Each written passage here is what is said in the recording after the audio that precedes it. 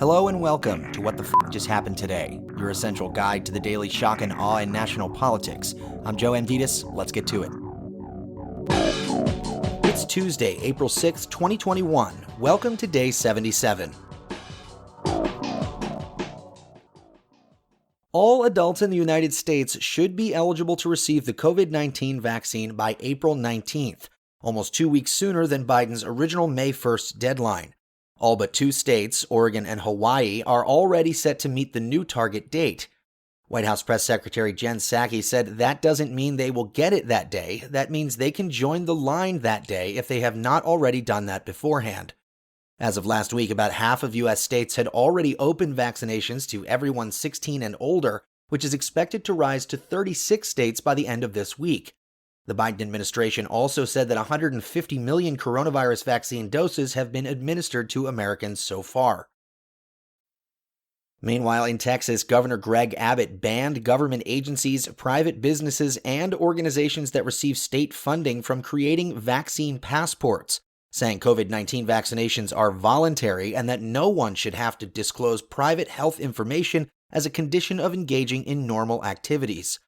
In Florida, Governor Ron DeSantis issued an executive order last week banning businesses from requiring customers to show proof that they've been vaccinated against COVID-19 in order to get service.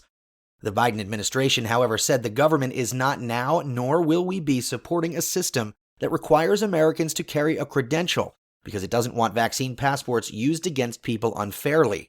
Instead, the administration said it will provide guidance for private sector development of credentials. Moving on, the nonpartisan Senate parliamentarian ruled that Democrats can use budget reconciliation to advance more of Biden's agenda with a simple majority. Democrats previously used budget reconciliation to pass the American Rescue Plan.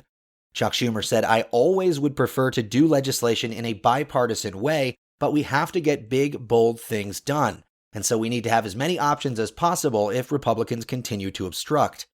All 50 Democratic senators would need to support the approach to advance Biden's $2 trillion infrastructure and jobs package during this fiscal year without a single Republican vote. Democratic moderates like Joe Manchin and Kyrsten Sinema, however, have advised against using the reconciliation process a second time. They also oppose eliminating the filibuster to allow passage of all bills with 51 votes instead of 60, arguing that the supermajority requirement forces lawmakers to seek broad compromises. Mitch McConnell, meanwhile, warned all businesses that are critical of state voting restrictions to stay out of politics. McConnell called it quite stupid for corporations to speak out politically on incendiary issues, including Georgia's new voting law, but said that he supports corporations making political donations. McConnell suggested that businesses have a right to participate in the political process, specifically noting that he's not talking about political contributions. He added that Republicans drink Coca-Cola too, and we fly and we like baseball. It's irritating one hell of a lot of Republican fans. Moving on, Arkansas's Republican-controlled House and Senate enacted a ban on gender-affirming care for transgender children, overriding the governor's veto of the bill. The state is the first to criminalize gender-affirming medical care for transgender youth. Meanwhile, the Education Department plans to hold a public hearing on how schools should handle sexual misconduct cases as part of an overhaul of Title IX regulations. During the presidential campaign, Biden promised to dismantle the Trump-era rules on sexual misconduct, which afforded greater protections to the students who were accused. Former Education Secretary Betsy DeVos formalized rules for how universities and K-12 schools should handle complaints of sexual assault and misconduct in 2020. Which created protections for the accused, including the presumption that they are innocent and the right to cross-examine their accusers. After the hearing, the department will begin the formal process to rewrite the Title IX rules. And finally, carbon dioxide topped 420 parts per million in the atmosphere for the first time, the halfway point to doubling pre-industrial CO2 levels. The Mauna Loa Observatory on the Big Island of Hawaii began collecting CO2 measurements in the late 1950s.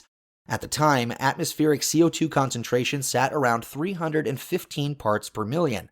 On Saturday, the daily average hit 421.21 parts per million, the first time in recorded history that atmospheric CO2 levels has been this high.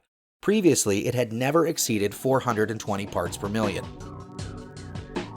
That's all for now. You can find the links and sources for all of these stories on the main website. And as always, visit whatthefuckjusthappenedtoday.com for the latest news and headlines.